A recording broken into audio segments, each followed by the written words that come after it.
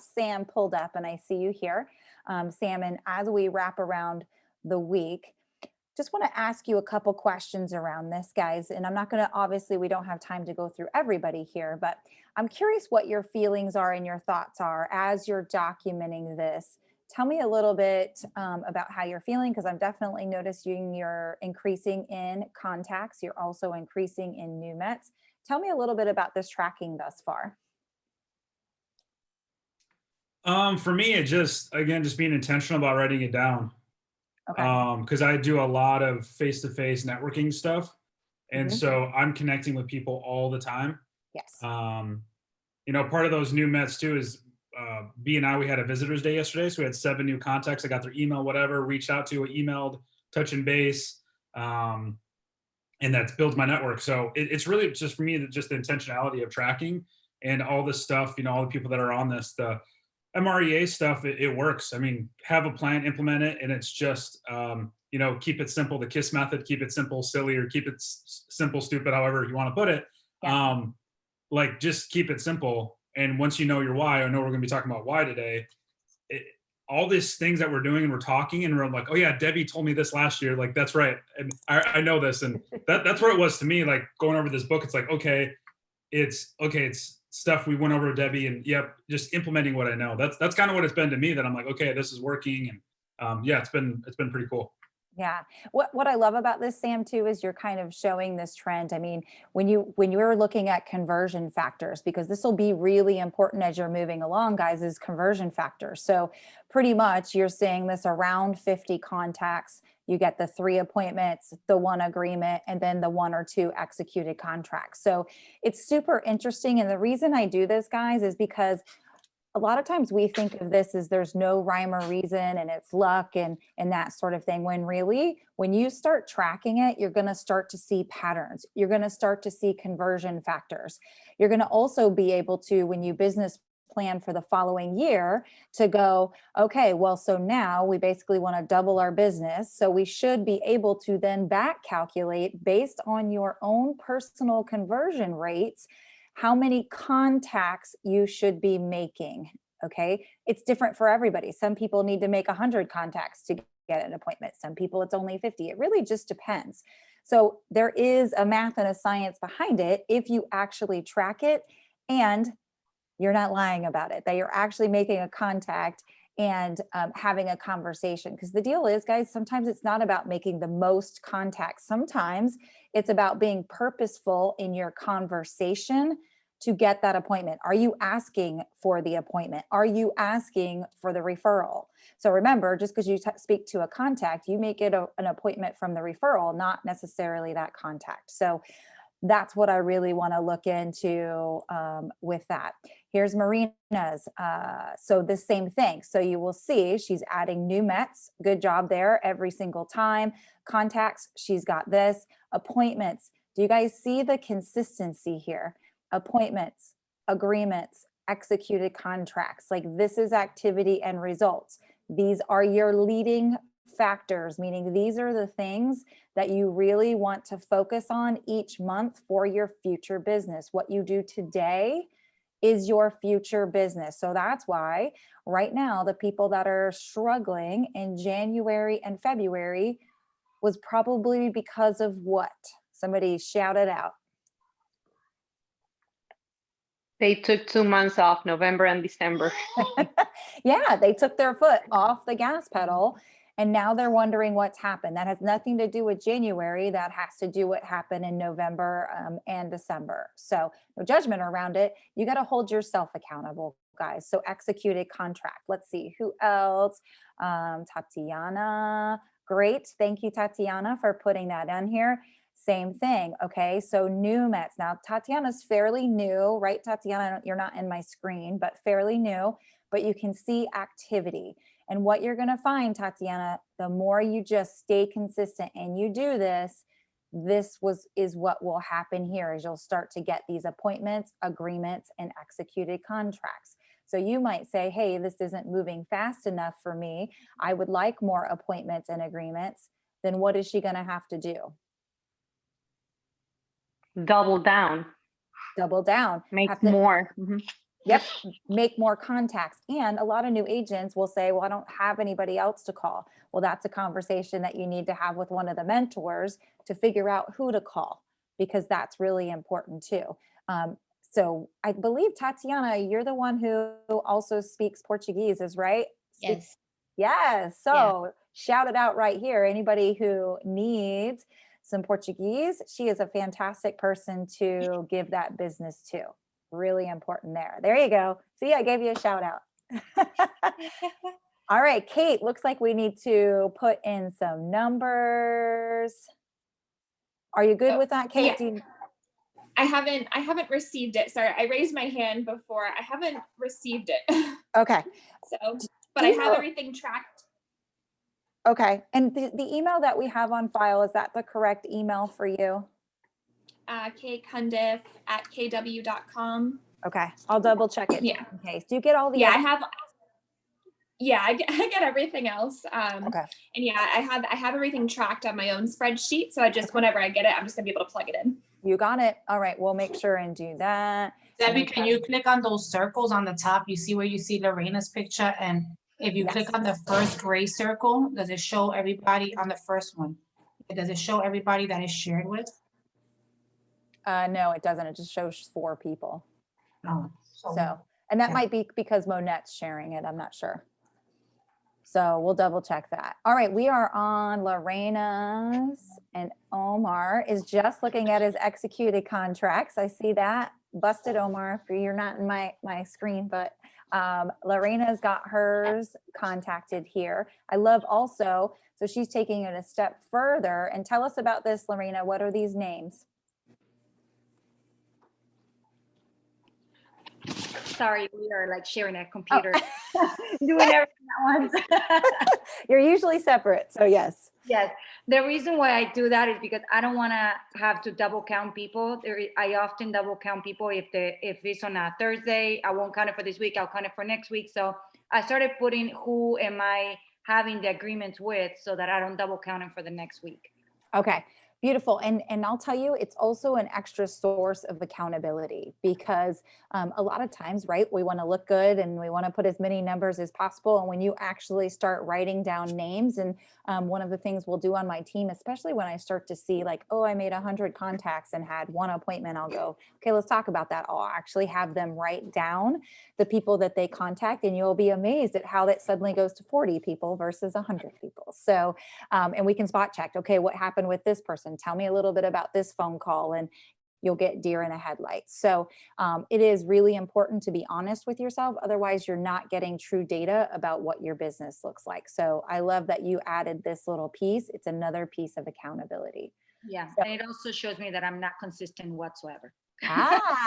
that's the goal, guys. This isn't for judgment. This is really for you guys to be able to visualize your business and what you're really, really doing. Because we all say we're super busy, we're making our contacts, but when you actually look at it, a lot of times it can be a totally different situation. So, all right. So it looks like we got 14 on. Welcome, welcome, everybody. Again, if you've missed anything, we have the videos. We are happy to share those with you. If you need those, we're going to backtrack a little bit on our last week. Of course, we talked about limiting beliefs and the myths of getting those out of your head. And it was awesome to have that discussion for some people that do have those and be able to walk them through that. We also talked about affirmations, that our brain believes everything we put in it, which can be super scary sometimes.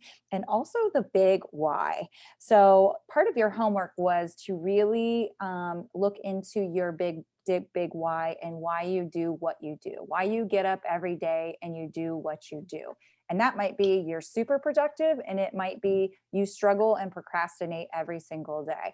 So it just depends. That usually comes from somewhere. So I just want to go to the group and just after the exercise that we did last week, I'm curious if anybody really was able to either nail down their big why or maybe question what they thought their big why was. Somebody raise their hand and talk to me about that.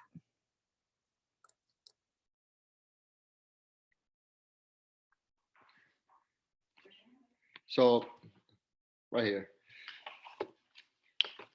Do you hear me? Yes, you are on. I was on mute. Okay, yeah. So for my big why, I always had like a challenge figuring out my big why, and because I didn't want to sound selfish. So I heard a lot of people saying their kids, their family. When it came to me, like my big why was always like self-achievement, self-accomplishment, because for me that's important. I want to feel accomplished. I want to feel like I'm actually actualizing myself to who I want to be. Personal development.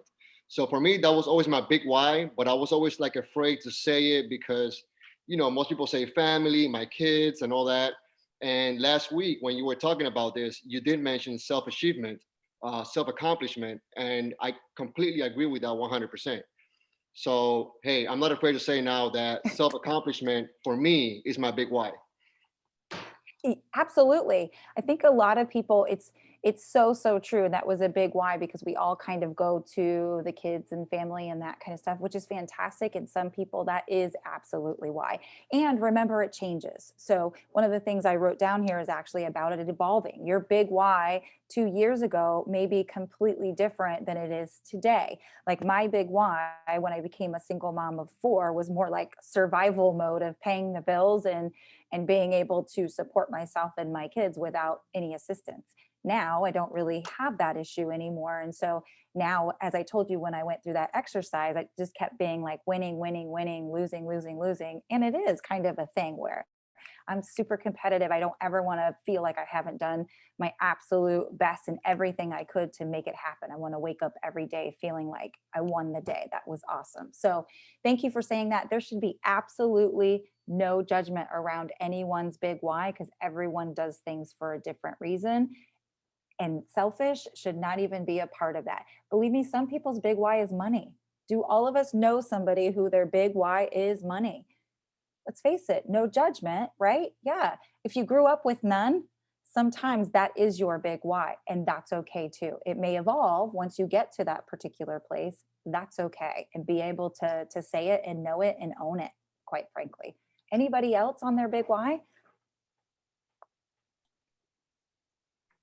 Debbie, I was just going to say just some insight that I was just thinking about as we're all talking that, and I think we've talked about this, Debbie, that for me, I'm the type of person that can talk to anybody, but I don't like buying leads and do cold calling. And I was like, why is that? And because part of my why is networking and connecting. If you know me, that's what I do.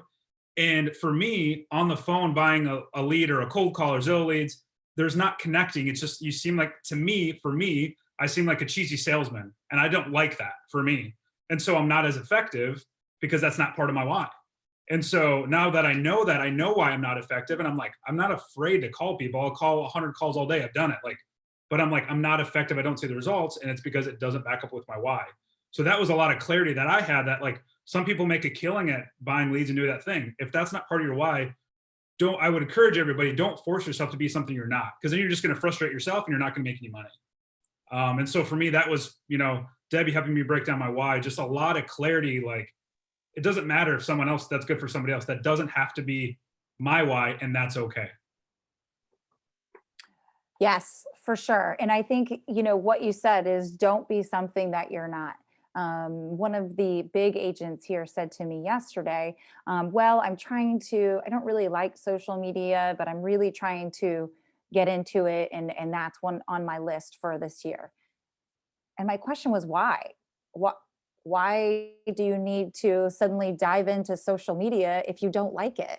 If that's not who you are, then what is the goal of suddenly making yourself every single day get in and do social media if that's not your gig? Like, that just, instead focus on these things that are already going so well and make sure that you optimize that. If so, again, why try to fit a square peg in a round hole? If social media isn't your thing, stop doing it. If cold calling isn't your thing, now hear me out. That doesn't mean, I don't mean try it, give it a shot, because you really never know. If you haven't done it, then don't say I'm not going to do it because I'm uncomfortable. That's not what I'm saying here. I'm saying that you never really know, but don't try to make yourself do something that you don't like to do and is not you, is not your brand, is not your mission, and your value. And we're going to talk about that quite a bit too. Anybody else want to share or comment on what anybody said so far? I just want to say that times. Hi, Debbie. Hi, Hi. everyone. Hi, love your background as always. Thank you. Well, I just want to say that a lot of times I think we feel very pressured to come up with a big why because everyone has this fantastic big why. And I would like to just say to the newer agents and even the agents that's been around in a while, first of all, your why may change, right? That's what you're meant to evolve and you're meant to grow. So your why may change, and it's okay if you don't know exactly what you want. That's why we take time, we time block for self-assessment. So my big why for the longest time, it still is, but I plan on growing with that because I see some things that I want. But my big why is just to become a better person than what I was yesterday, last week, last year. So I just try to just become better, become more loving, warm, treat others better. Sometimes, you'll go past your day without thinking about someone. So my big why is just to be a better person, in others' eyes, and for myself.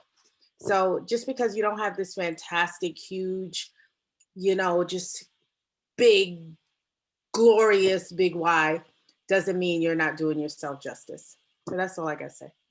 Hey, mic drop, Carlene. I love that. I love that because I think it's scary when we go into classes and something, and of course, Keller Williams pushes the big why. And you know what? Sometimes it's the big why for the day. Sometimes it's the big why for the week. And we have to work off of that.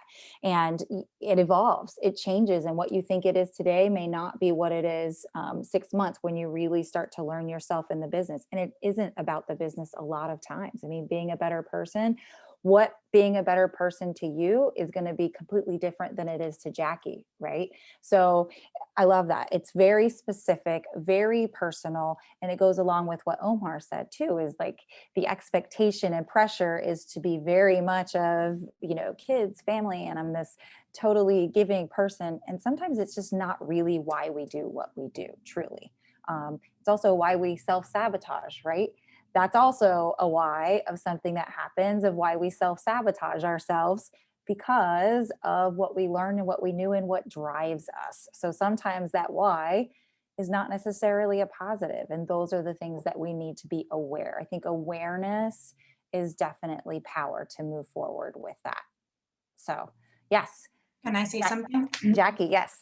And I think that, like, for me, right, my Keller Williams family, I love them so much because when I first started and they said, what's your big why? I'm like, to pay my damn bills. Like, because I want to be able to eat.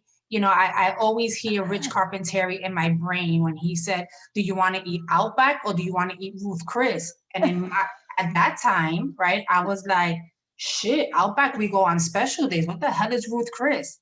Right? And now is like, are we going to Ruth Chris for lunch? Right? But when we first start, especially depending whatever your background is, a lot of us, the 80% come from poverty, right? So our why is just, like you said earlier, we just want to survive. So when we ask a lot of the newer agents, what's your big why? Similar to Omar, right? Like sometimes you don't want to sound selfish. Yeah, because I want to buy me a pair of shoes, a month if I can. Or so it is really, self-development. And as you grow around people and your potential and your brain grows, and am I worthy of that? Am I worthy of that why? Then, you just get bigger and bigger. And before you know it, you're like, because I want to change the world and I want to feed 1 million people. But when we first are introduced to that concept of my why, I think a lot of us just want to be debt free and pay bills. Yeah, absolutely. Yeah, that's what I was saying is, 6, 7 years ago, my why was completely different than it is today. And being a part of Keller Williams, you're with so many big thinkers, you start to go, whoa, like, is that possible? Is that like the change the world thing kind of starts coming up? And it's so strange how your brain just starts to open up to that of, okay, one day I would talk to an agent and they were talking about, I want to help at-risk kids. I want to help at-risk kids. You know, I want to mentor a few people. And that sort of turned into, after the year of, no, I want to build a boys' home to help 500 at-risk youth. I mean, it evolves that way. And it's amazing to watch that happen. I've been blessed to watch that happen with a couple agents here. And that's what you're going to find. I mean, again, it doesn't have to be giving back to anybody else. It can be whatever is personal to you. So thank you, Jackie. I love that. And as always, girl, you bring the spice. I love it. Chris Baker says that he wants to Kellerize the world. Yes. So it's like, yes, we all want to Kellerize the world. Yes, absolutely. And those of you who have struggled with it, some of the things that I wrote down that you can start with are dream boards. If you haven't done that, that's basically a board and you kind of look through some magazines or hack the internet these days, and you just start posting things that you want to do for the year, for your life. You can kind of keep it to, this is what I want to do for the next 12 months, or a lot of us end up doing like, what's the big dream, right? The dream boards on there. Of course, we all know what dreams are. You got to have a plan and put that to an action, but your goals, start putting them on there. Lake houses, jewelry, shoes, like just think totally selfish, out of the box. I've seen some that'll put a husband and this crazy stuff. So you never know, whatever it is, having something like that a lot of times can help you visualize around what you want. So I think that's really, really important, whatever that looks like. All right, so let's jump into the book. We are on page 78, where it talks about think big goals and big models. We talked about this quite a bit already, as far as when you think small, your results will be small. When you think really big, your results will really be big. So I think that's always important in Keller Williams. We talk about that quite a bit. And here I have on page 78, it says, if anything, the power behind having big goals is really about the power of acquiring big habits by beginning with the end in mind. This is right in the middle of the page. It says, if anything, the power behind having big goals is really about the power of acquiring big habits by beginning with the end in mind. So a lot of times when we're business planning, we kind of start with the end and we backtrack to what that looks like. And then we should be combining it with the actions that will take place to do that, which is very, very important. So habits, guys, habits are everything. If your habit is to wake up at 10 a.m. every day, that may be something that you want to challenge. Is that really matching your goals? If your goal is to be a $5 million agent, no judgment, maybe it is. Maybe you're a rock star at night, whatever that looks like.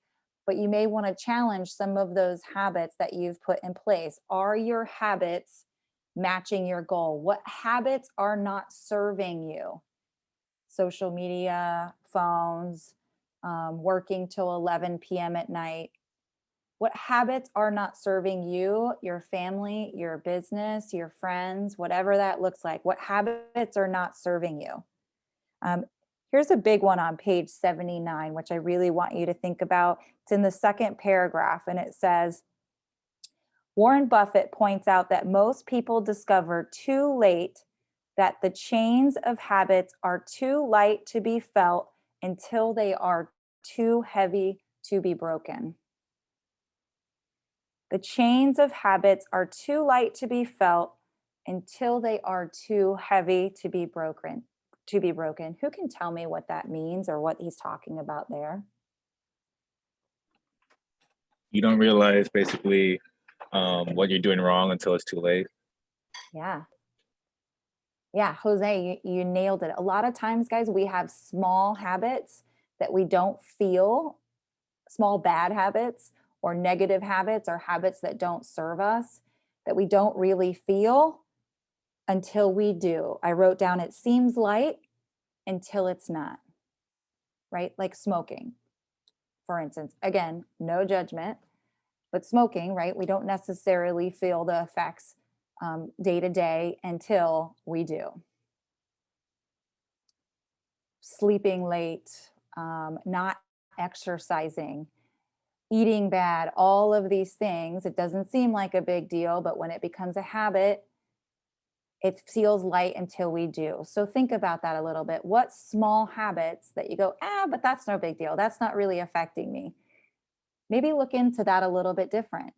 What habits are not serving you or moving you forward, and you need to replace with a different habit of whatever that looks like. If that habit is not serving you to get to your big goal, then maybe you should work to break that habit. And what's one of those things you guys hear of how long it takes to make a new habit?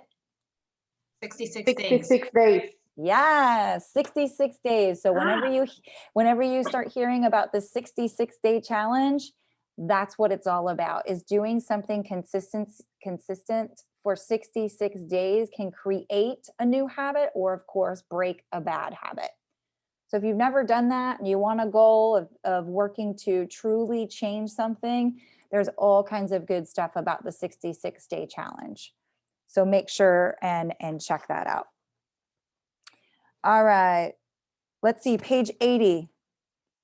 When you guys look at this graph of think big goals and big models on page 80, it's just basically showing you the different habits. So I'd love to know where you guys fall on the scale. When you're looking at this, like what would you give yourself? Are your habits matching these big goals that you have? I mean, we've already talked about, are your goals big enough? But when you really look at yourself and you go, yes, my habits are matching my big goals, then you're winning. And sometimes, remember, your habits right now are going to be what your results in 1 year, 5 years, 10 years. So when you look at that graph, obviously over time, you've got to create those big habits. Now, here's another. If you don't know if you want to be a $50 million agent team, whatever, and you go, I don't know what that looks like. I don't know what the habits are of that person. Then what are you going to do?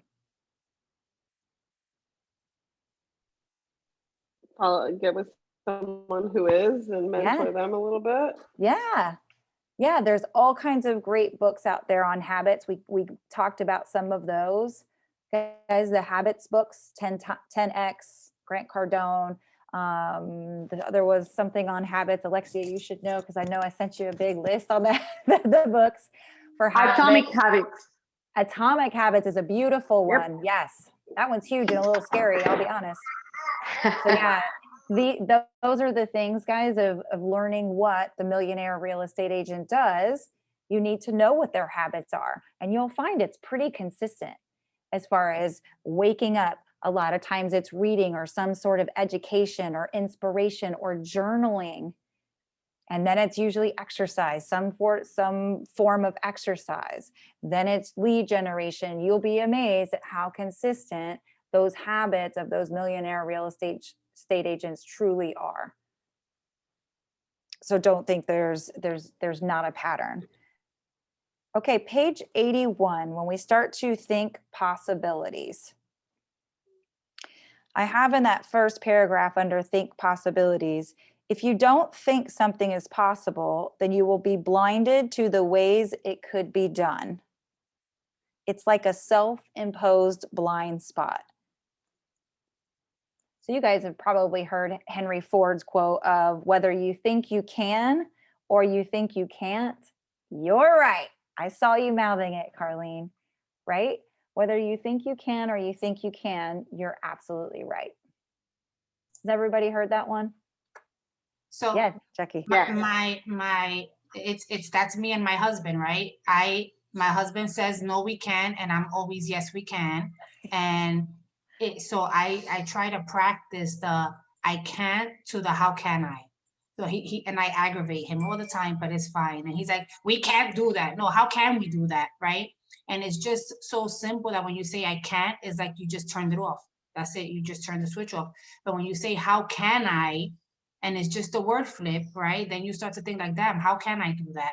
And all of a sudden, you make one suggestion and then he got 55 suggestions and you want to punch him in the nose, right? Because 2 seconds ago he said he couldn't and now he but it's really a mindset of how, how can I?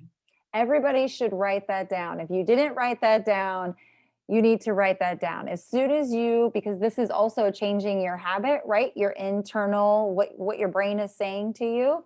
As soon as you start hearing, I can't, this is also a beautiful thing to teach your little ones. As soon as you hear, I can't, how can I? How can I? You tell them, Marina. I heard that. No, what I was gonna say is that I shared the book Poor Dad Rich Dad to my Yes. husband, Yes. and he explained that there. I mean, how can you reach those goals? What is it that you're gonna do to reach those goals? So yeah. Yes. Yeah. And Ethan here agrees. I don't know if you can hear, but I can hear him. Yes, he totally agrees. He is talking like crazy. Yes, I love that. Turn that I can't into how can I? And I love the masterminding around that too. And just start writing down ideas, start brain dumping, as we call it. Really important.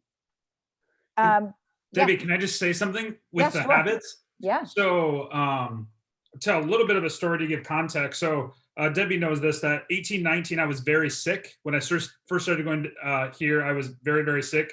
I had to see doctors and just a lot. So before that, I was working out, exercising 5 to 7 times a week, pretty much every day.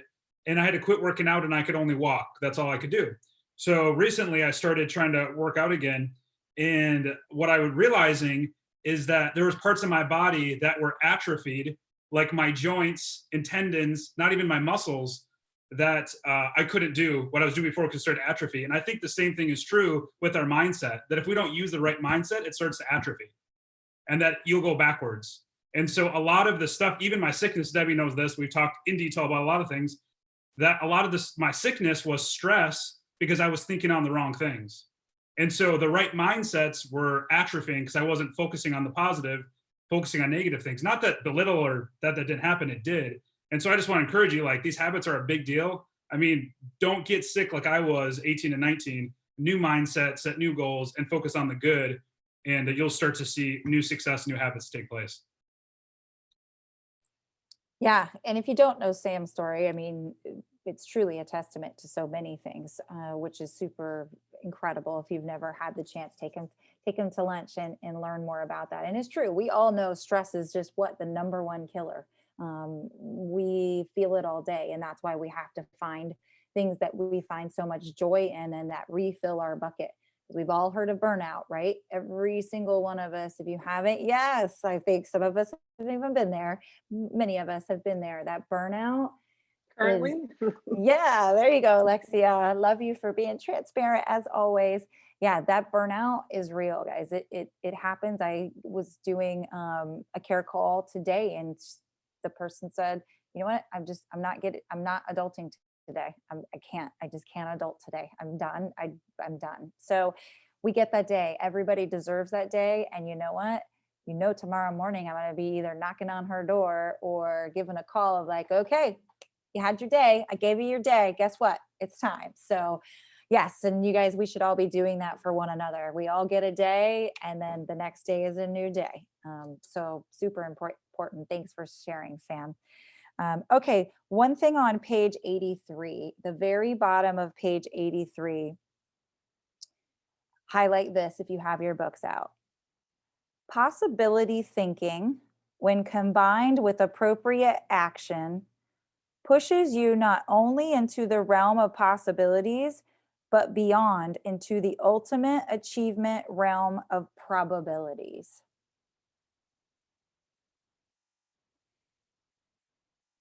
That one's huge, guys. That one I had to read it several times to fully get what it was saying.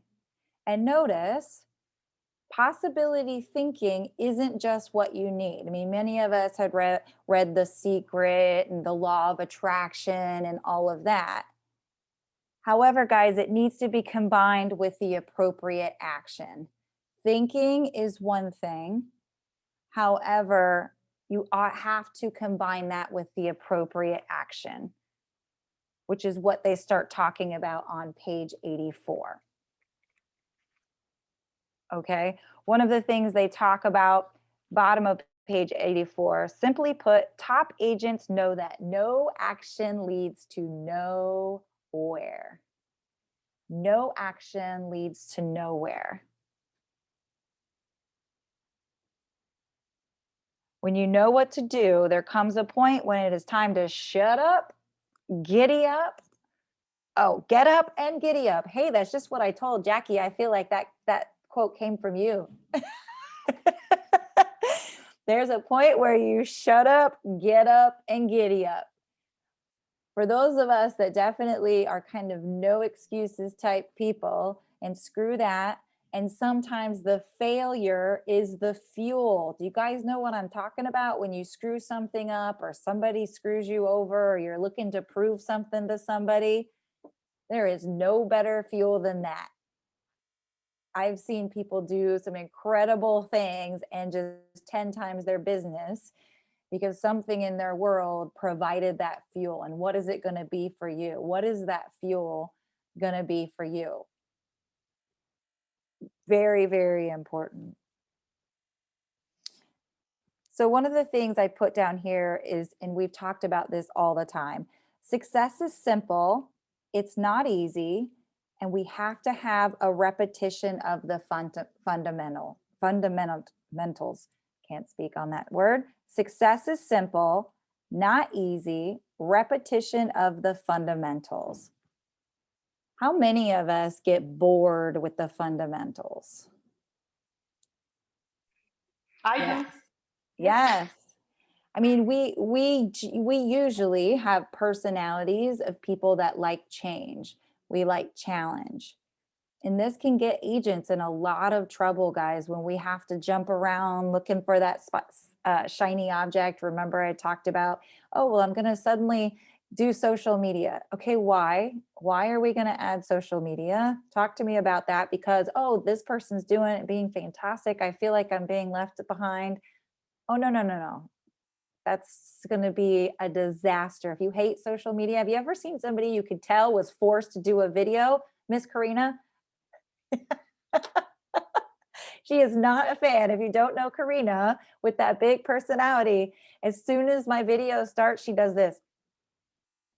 So yes, don't force yourself to not be who you are because we can feel it. Your audience can feel it. They're on the other end of Facebook like, oh God, that felt dirty. It felt wrong because it's not who you are, not natural to you.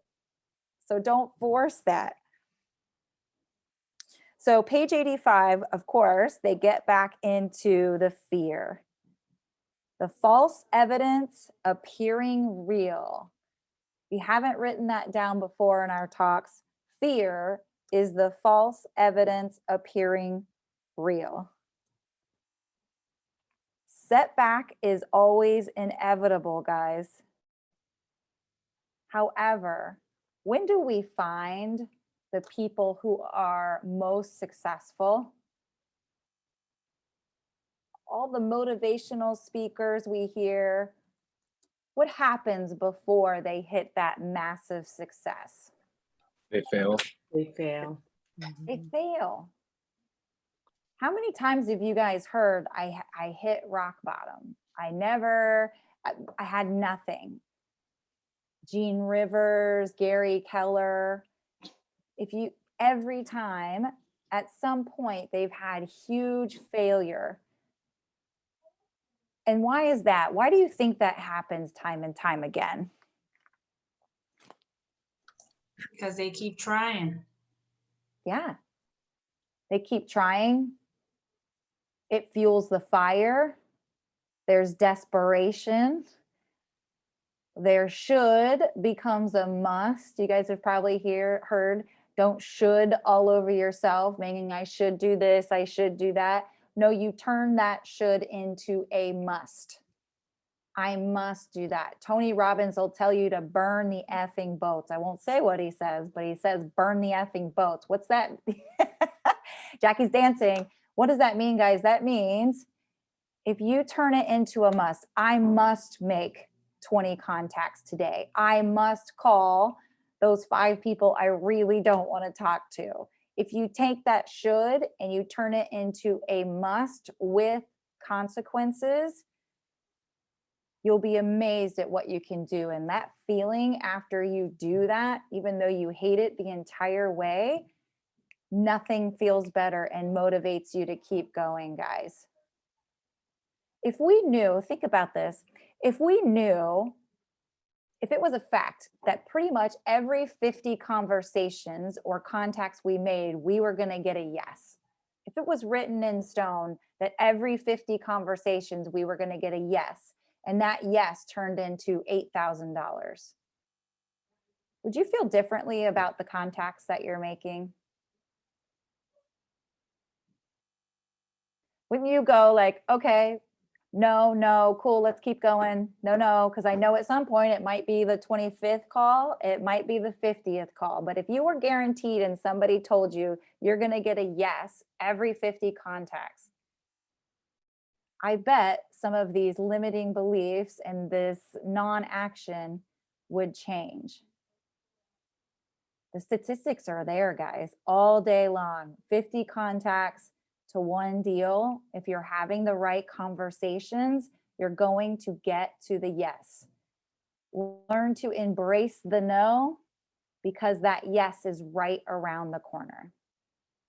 So think about that a little bit and see if it changes your mindset around those calls that, listen, nobody likes to make. Does anybody here like to make calls? And it's okay, you can admit it. Anybody love to make those phone calls? Please, I want to see it. I want to praise you. Sam, there you go. No, I don't like it. Me either. So aha moment, especially to our newer agents, nobody, Sam, 1 out of 16 people, and you've got some mega agents on this Zoom. We don't love it. However, we know what the result is when we do the work. And Debbie, if I have the time and I have a plan. Very true. Yes. If I don't have a plan and I'm just winging it, I do not enjoy it. My conversations are always to connect, always. I may talk to 2 people that day and I want to connect and go deep, and I may end up praying with them. Or, hey, let's have a conversation. And I may help them in a way. It's never, hey, quick, okay, I got my 50 calls. That's not how I will do it. So if I can stick to my plan and my why, then it's a success. If not, then that's when I hate it. And that's when I get stressed out. That's because you've learned to come from contribution. You guys will hear that all the time. If you change your lead generation calls, because sometimes that feels like a dirty word. I don't care what you call it. Call giving back, call it come from contribution, call it care calls, whatever you want to call it to make it feel better in your mind. When you feel like you're coming from contribution with a purpose, it's amazing, again, how you can change your mindset around that. Okay, so we are on page 88, because just like we talked about the failure causing people to quit, but it's not a failure unless you stop trying. Progress is about quantity and repetition. Success is in the numbers. That's the very top of page 88. It's exactly what we're talking about. Progress is about quantity and repetition. Success is in the numbers. You know, a lot of people quit when success is right around the corner. So many agents here that I've talked to were this close to quitting the business, and it might be month 10, month 4. And because they stuck to it, whether they had a mentor, whatever was inside them caused them to stick to it, they're now a mega agent. Success, a lot of times, guys, is right around the corner. I'm going to use Erin Kirk as an example because I know she would allow that. She came from the serving world and she was this close. She wasn't really making money. I think she closed 1 or 2 deals. She was really struggling and like, I guess this isn't my gig. And by the way, she doesn't have the normal, natural profile of an agent. And so it was a struggle for her. She had to learn how to do things differently. And you know what, guys? She was an $8 million agent in 2019. So she went from, I'm going to quit, I'm terrible, She had a baby too. She had a baby, single mom, and closed $8 million. Hello. And she would bring her baby to work, and she would take her baby wherever she had to take her baby. No excuses. Yep. How many times did you see little Evan in a sling? All the time. All the time, baby. We do what it takes. Yeah, He's a Lorena, right? KW baby. Yes. Yes. Yeah. So that's what I mean, guys. If you're thinking, I don't think this business is for me, I want you to check yourself and go, have I really done everything that they're telling me to do? If I can look at myself and go 100, 100, 100, 100, 100, then okay, maybe this business isn't for you and you've done it consistently and you've put the time and the work. If not, then you probably don't have any business saying this isn't for me. So I'm going to give you that. All right. So page 92, well, let's not skip. Think competitively and strategically. I don't know that we have too many issues with the competitive spirit in this group for sure. Strategic, super, super important. Low achiever, high achiever, we all know those things. Standards, page 92, let's talk about standards. Remember when we talked about people have this limiting belief of no one will want to work. My customers will only want to work with me. They won't want to work with anybody else, which a lot of times inhibits growth because you don't think they will work with anybody else. This kind of goes into that standard again. People don't hire you, they hire your standard. They hire what you're about. And if you've trained them, they have the same alignment, they will work with other people. Now, there's always that customer that we know is going to walk away if we transition them to someone else. However, that's very few and far between. They want your standard. They don't want you. They want your standard. Very, very important on that. And when you hire somebody, anybody take career visioning here that was yesterday and this morning? Career visioning is all about finding talent. I see it time and time again. People do not hold their standard where it should be when they are hiring. They hire out of desperation. They hire because they're good enough. They hire because they like them and they want to hang out with them.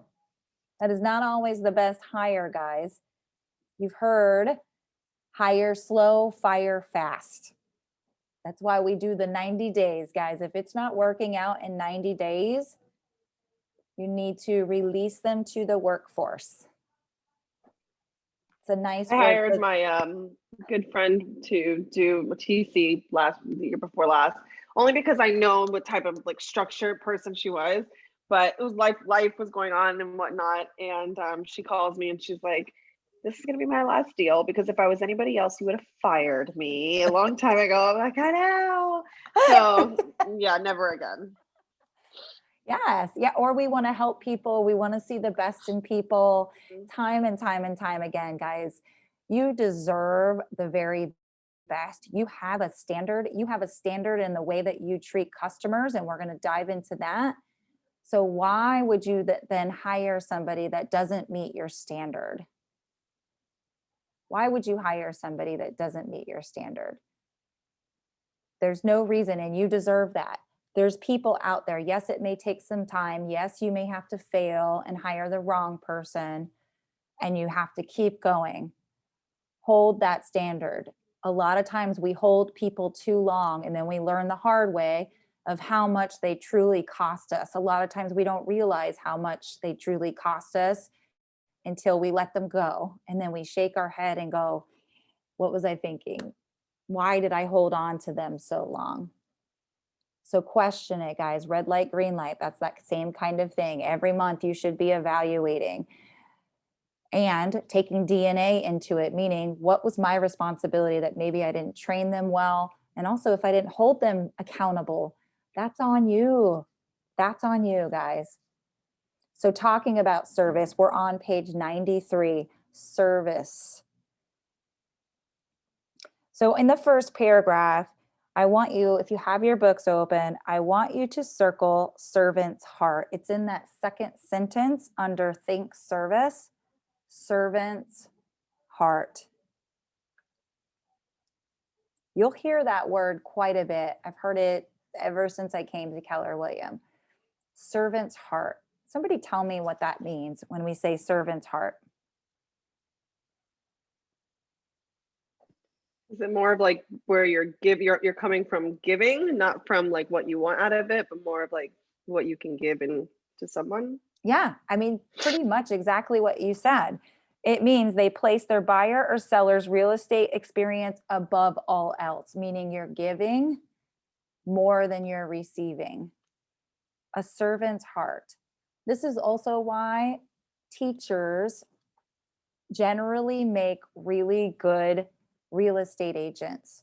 Think of some of the biggest real estate agents, the Jenny Weimerts of the world, the Chris Wynns of the world, the Kevin Kendricks. Guess what they were first?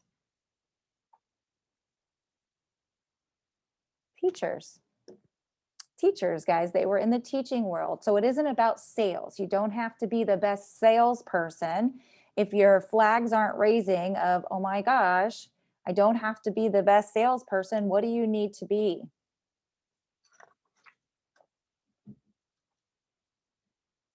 What A do you giver. need? A giver. Mhm.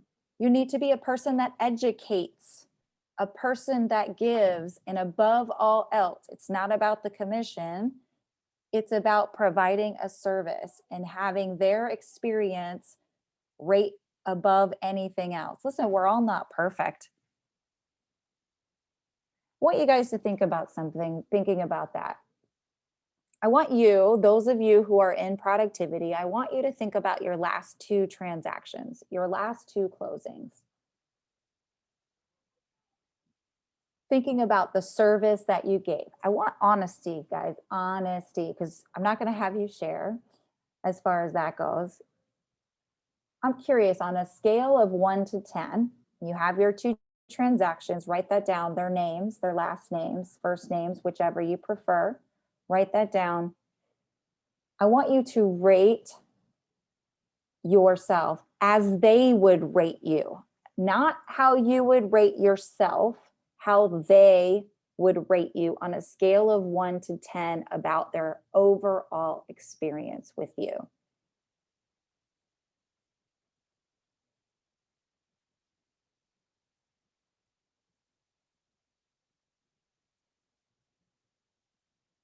Anybody have both 10s? Hey, Omar, nice. Amazing, guys. That's really good. I mean, a lot of times a 10 is really difficult to get. And so that's when you think, not what we think, right? It's what they think. We have to remember not everybody thinks like us, wants the same things from us. What do they want? Did you provide what they wanted, not what you thought they wanted? Did you provide and find out and dig deep into what was important to them? And would they give you a 10? And if not, there's some growth there that should be happen. There's some better questions that should happen. There's some different models. Remember, people, systems, tools, something should change and be different. Yeah, I got to say something about that, Debbie. Yes, Omar, go for it. The reason I gave myself a 10, that I think they will give me a 10, is because I believe I provided great service.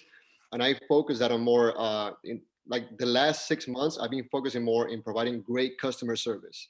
I come from a customer service background, and believe it or not, my last few transactions, I haven't even focused on the commission that I'm getting paid. Like before, I will be like, oh, okay, well, this house is $350,000 times 3%. This is how much I'm gonna get paid. I promise you, I haven't even done that. Like I just, whatever, if it's 2.5, 3%, whatever it is, I don't even do the calculation until I have to get the DA over to Layra.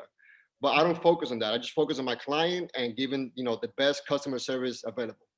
You got it. And you know what? They feel that. They feel it. Because remember, communication, the communication that you show isn't about what comes out of your mouth. It's a very small percentage of what you say. It's what you do and what they feel and your body language and all of those things. I mean, hey, we've all been there when money was low or things were tough, and we were calculating that. Like, we're all in different places, and it does happen. So no judgment around that. However, just know your customer can sometimes and usually will feel that. And if I can say this, Deb, Mhm. the last two, yes, I believe they would give me a 10. But there was one that I would think would have given me, I'd say, a 9, right? Mhm. But she didn't even want to give me a review. And I was totally shocked. So I what I'm learning, I always know with the transaction to over communicate. I text, I call, and I send the email. Okay. So what I've learned is, throughout all of this is constantly ask the question, is there something else that you would like of me? What other service do you think that I could provide to make this experience better? Things like that, because, I was totally, surprised that she said she didn't want to give me a review. First time ever. And I was like in shock, and it devastated me for like a month. Yeah. Yeah. And Kurt's like, get over yourself. But yeah, so I think just constantly asking questions through the transaction to see how they feel, what they're feeling. Because sometimes I guess we're just not in tune. Yes. And that comes more about, and thank you so much for sharing that, Carlene, because I think it's happened. I know it's happened to me as well, where they never called me back. Like I never heard from them again. And I was just shocked. I thought I did such a great job. I sold it fast. And who knows what happened there? Clearly, what I thought and what they thought were two totally different things. So I love this. And I'm going to kind of wrap us up for that because I don't want to rush over the unique value proposition because it's so, so important. But I will say, if you've never seen Tony Baroni and The Promise, write that down, Google it, watch the video, because what Carlene is talking about is very much setting the expectation of what your customer should expect when you have that very first consultation. He does something called The Promise. And what it is he's not only setting them up for, hey, throughout the transaction, my team is going to be asking you how things are going. Is there anything else we can be doing? And we're going to be asking if there's anybody else that we can help through that transaction. Because if we believe that we are providing absolute top-notch 5-star service, that you'll know someone that we can help. He sets them up for that from the very get-go. And then throughout the transaction, he will ask them, how are things going? Is there anything else that we could be doing that we're not doing? It's a scary question to ask, guys. Nobody wants to hear something negative, right? For those of us that are high eyes, if you like that disc, and we like to be liked, it hurts to say we're not doing something to the highest level or we're not liked. However, I can promise you that person that says, oh, it's fine, when you also say, what else? What one thing could I be doing a little bit better? You will get an answer. And you have to be okay of getting that answer and making it better, because that's how you will rise above everyone else. That starts your unique value proposition right there, guys. That starts as, and surveys. People love surveys in the end. And you not only want to ask them how you did, you want to ask how your team did. That doesn't mean if you don't have a team, your title company that maybe you chose or kind of guiding them to, the inspector, the lender, the TC transaction coordinator. You're asking about all of these things, guys, because if they're not working at your standard, then you need to know that. It isn't about you, but it reflects on you, right? When things go bad, who does it come back to? Us, because we usually recommend or at least guide them in that direction. So surveys at the end of a transaction can be fantastic, but sometimes when you wait till the very end of the transaction, it's too late. It's too late to save them or save that. So yes, Sam, go ahead, wrap us up. I was just gonna ask a question. Do you have a survey that you use Or like, is there something like that you recommend that we can get? So I don't know if I can get a printed copy. If you guys don't know, Survey Monkey is a free service. It's called Survey Monkey, that you can do all kinds of surveys for free, and it will compile the information. It's a great way too to every 6 months check on everything, look at all the results. Like, hey, I'm noticing, we're at this particular question, we're getting a 4. So Okay. Survey Monkey, again, I don't know if I can get them printed because they're in Survey Monkey. I might be able to find that and send it to you so you can get an example. So you just send a link? That's how you do it? You just send a link in the transaction, say, how would you rate me and my team? Yes. Yep. Okay. Everybody in there ask questions. You can also give examples. You can buy an upgraded version too, where you can do just about anything. But Survey Monkey is a great way to kind of get some ideas. We've also used it, guys, for our database. Some people love surveys. You keep it short, no more than 10 questions. So let's just say we're trying to figure out what our customers really want, because let's face it, it's not email spam. So we want to know maybe what kind of events they'd like to do, or what kind of monthly mailing we would like. We use that to send to our entire database to gather data. Again, we think we know what they want, may not be what they want. They may not like recipes, guys. They may not like calendar magnets. We don't know. Like, fill out and start to learn about your customers and find out what they want. It's not about you. It's about who? Them. So stop doing what you think is right and ask them what they want. All right. Awesome. Give me some aha. Shoot them out to me. Give me 3. Shout them out. Shout them out.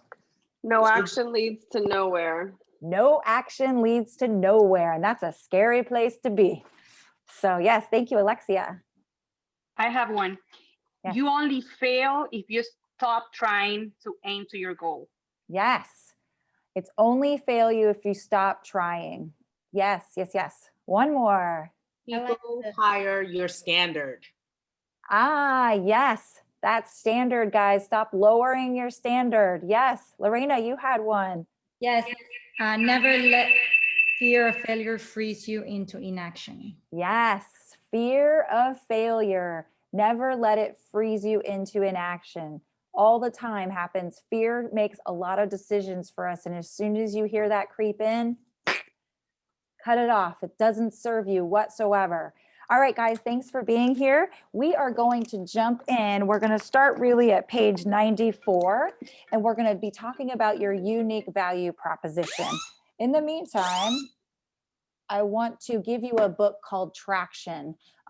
For those of you that have never really thought about your mission, your values, your beliefs, and your unique value proposition, Traction is a beautiful book for that. Okay. And we're also going to talk about all these things where it talks about fiduciary and the top 10 things that sellers and buyers want. I'm going to share with you a beautiful copy that came out in 2020 about all of the stats of what we're actually showing in Florida about what buyers and sellers want.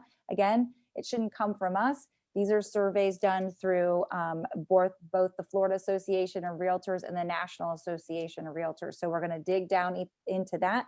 But I want you to think about your unique value position. That's your homework, guys. What is that? It means if somebody asked you, why should I hire you? You should have an answer. And guess what? They say it should be no more than 7 words.